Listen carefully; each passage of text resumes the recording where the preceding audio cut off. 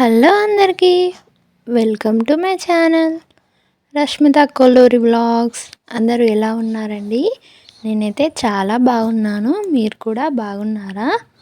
ఈ వీడియోలో అయితే నేను ఈవినింగ్ రొటీన్ చూపిస్తాను. నేను డైలీ ఈవినింగ్ రొటీన్లు ఎలా చేసుకుంటాను అనేది మీకైతే చూపిస్తాను.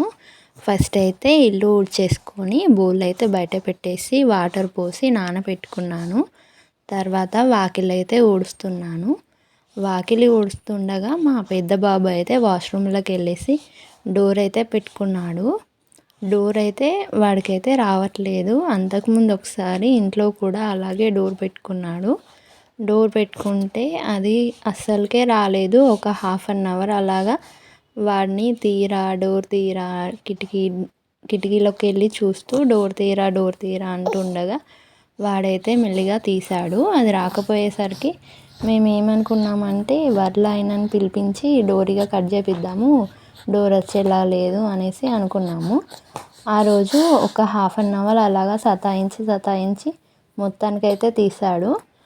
మళ్ళీ ఇవాళ కూడా అట్లాగే చేశాడు. కాకపోతే ఇప్పుడు ఏంటంటే కొంచెం పెద్దగా అయ్యాడు కదా, వాడు పెట్టుకుంటున్నాడు, తీస్తున్నాడు, అలవాటైపోయింది వాడికి. ఇంకా అందరూ ఈవినింగ్ పని 4ంటికి స్టార్ట్ చేస్తారు కదా, నేనైతే మా పిల్లలు ఇప్పుడు పడుకుంటే అప్పుడైతే స్టార్ట్ చేస్తాను.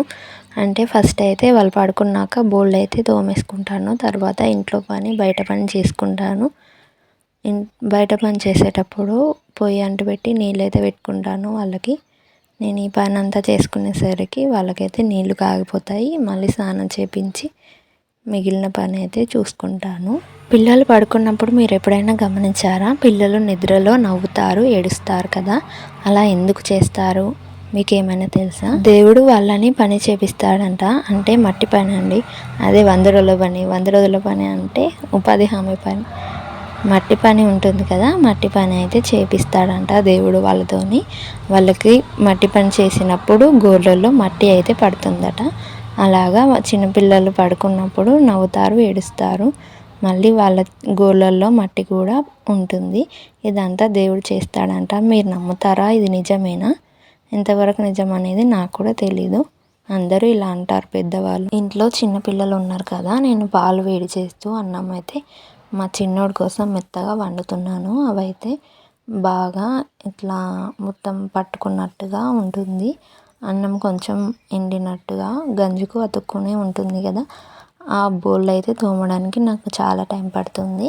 అందుకోసమని నేనైతే ఫస్ట్ అయితే బౌల్ నానబెట్టిన తర్వాత మిగిలిన పనులన్నీ చేస్తాను. అవైతే తొందరగా నానిపోతాయి. నానబెట్టేసినాక మళ్ళీ ఊడ్చుకుంటాను కదా, ఊడ్చుకున్న తర్వాత బౌల్ తోమితే తొందరగా అయిపోతాయి బౌల్ తోమడం అనేది. సాయంత్రం పని అయితే అంత హడావిడిగా అనిపించదు. ఎందుకంటే మార్నింగ్ చాలా హడావిడిగా అయిపోతాయి పనులు. సాయంత్రం అయితే నేనైతే నిదానంగా చేసుకుంటాను. ఎందుకంటే మా ఆయన ఉంటాడు కదా, పిల్లల్ని చూసుకుంటాడు, నేనైతే పని చేసుకుంటాను. ఇంట్లో ఉండే ఆడవాళ్ళకు తన ఇల్లే తన ప్రపంచం కదా. ఎందుకంటే ఇంట్లో పని చేసుకుంటూ పిల్లల్ని చూసుకుంటూ మళ్ళీ ఇంకా రేపు చేసే పనుల గురించి ఆలోచిస్తూ మొత్తం ఇల్లు గురించి పని గురించి ఆలోచిస్తూ ఉంటారు కదా. ఇవే ఆడవాళ్ళ ప్రపంచం అయిపోతాయి. మాకు కూడా అంతే, ప్రతి ఆడపిల్లకు కూడా అంతే.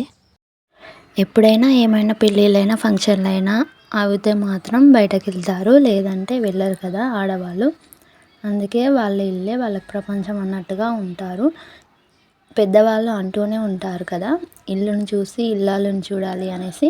ఎందుకంటే తన ఇల్లు తన ప్రపంచం కాబట్టి ఇల్లును శుభ్రంగా ఉంచుతూ పిల్లల్ని మంచిగా పద్ధతిలో పెంచుతూ ఇంకా అన్నీ నీట్గా ఇంట్లో సర్దుతూ ఆవిడ కూడా శుభ్రంగా ఉంటుంది. అట్లా ఉంటే వాళ్ళని ఇల్లుని చూసి ఇల్లాలని చూడాలనేసి అంటారు. నేనైతే డైలీ మార్నింగ్ ఈవినింగ్ మా చిన్నోడికి అయితే ధూపం వేస్తాను. అంటే సాంబ్రాణి పొగ వేస్తాను. అది వేస్తే వాడైతే చక్కగా నిద్రపోతాడు.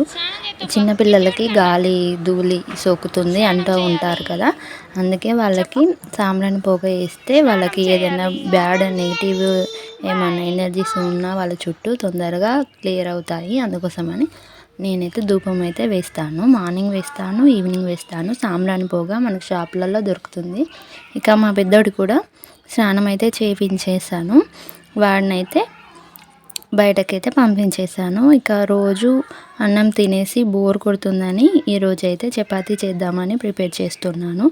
చపాతీలు అయితే నాకు రౌండ్గా చేయడం అంటే ఇష్టం. కాకపోతే కొంతమంది మడత రొట్టె చేస్తారు కదా, నాకైతే అది రాదు. మా అమ్మ, మా అమ్మమ్మ, మా మమ్మీ వాళ్ళైతే చాలా బాగా చేస్తారు మడత రొట్టెలు. నాకైతే రావండి. మీకు వచ్చా? మీకు వస్తే ఎలా చేస్తారనేది కొంచెం కామెంట్ బాక్స్లో కామెంట్ చేయండి. నేను ఎప్పుడైనా నేర్చుకుంటాను వీలైనప్పుడు. ఇంకా ఈ మధ్యలో బాగా ఫ్యాబ్రిక్ పెయింటింగ్ అనేది చాలా ట్రెండింగ్ అవుతుంది కదా, నేర్చుకోవాలనిపిస్తుంది నాకు కూడా. ఎప్పుడైనా ట్రై చేయాలి నేర్చుకోవడానికి. నేనైతే ఎప్పుడైనా సరే చపాతీ చేసేటప్పుడు పిండి అయితే కలిపి పెట్టుకుంటాను. ఒక హాఫ్ అన్ అవర్ అలాగా నానబెట్టేసుకుంటాను. అట్లాగా చేస్తే చపాతీలు అయితే చాలా సాఫ్ట్గా మెత్తగా వస్తాయి. ఎక్కువ నేనైతే ఏం వేయను, అందులో ఒక ఉప్పు వాటరే పోస్తాను. కొంచెం హాఫ్ అన్ అవర్ అట్లా 15 మినిట్స్ మనం నానబెట్టుకుంటే మెత్తగా చాలా సాఫ్ట్గా వస్తాయి చపాతీలు అనేవి. నేనైతే ఎప్పుడైనా ఇదే ఫాలో అవుతాను. అసలు నైట్ టైం ఎక్కువ చపాతీయే తినాలంట. కాకపోతే మనకు చేసుకోవడానికి అంత వీలు కాదు కదా, చిన్నపిల్లలు ఉన్నారు కదా. ఎప్పుడో ఒకసారి వీలైనప్పుడు మా బావ ఇంట్లో ఉన్నప్పుడు నేనైతే చపాతీ చేయిస్తాను. ఇక చపాతీ పిండి నానబెట్టేసి బట్టలు అయితే ఆరిపోయాయి. బట్టలు మార్నింగ్ వాష్ చేస్తాను కదా, ఆరిపోయాయి. ఈ బట్టలు అయితే తీసేసి మడత పెట్టేసుకోవాలి. మడత పెట్టేసిన తర్వాత చపాతీలు అయితే కాలుస్తాను చేసి.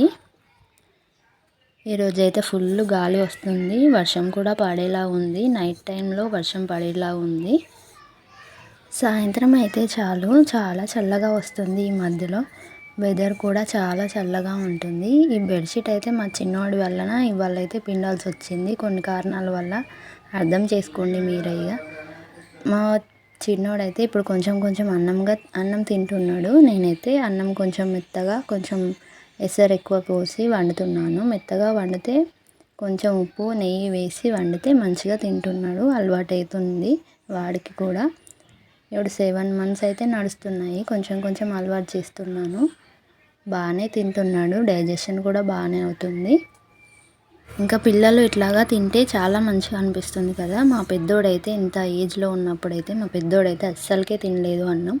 మా పెద్దోడికి 1.5 సంవత్సరం తర్వాత మేమైతే అన్నం పెట్టాము. మా చిన్నోడైతే అన్నం కొంచెం ఫాస్ట్గానే తింటుండు. మా పెద్దోడితోటి చాలా అంటే చాలా ఇబ్బంది అయిపోయింది మాకైతే. వాడు ఓన్లీ ఉగ్గే తినేవాడు. 8-9 months అయినా కూడా ఉగ్గే తిన్నాడు. మా చిన్నోడికైనా ముందుగా స్టార్ట్ చేద్దామనేసి చేశాను. కాకపోతే మా వాడైతే తొందరగానే అలవాటైపోయాడు.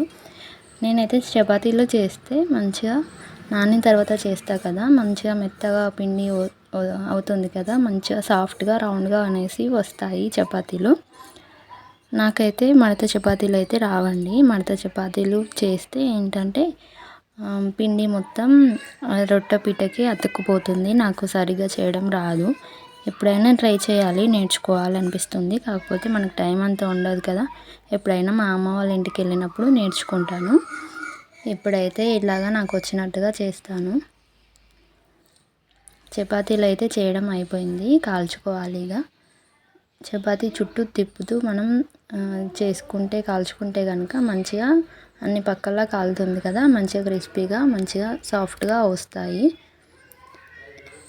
ఇంకా ఇదంతా నేను నైట్ టైంలో చేస్తున్నాను కాబట్టి వేడికి ఇంట్లో మాకు ఇంకా కిచెన్ బెడ్రూమ్ 2 ఒకటే రూమ్లో ఉంటాయి కాబట్టి చాలా హీట్ వస్తుంది. చపాతీలు అయితే కంప్లీట్ అయ్యాయి.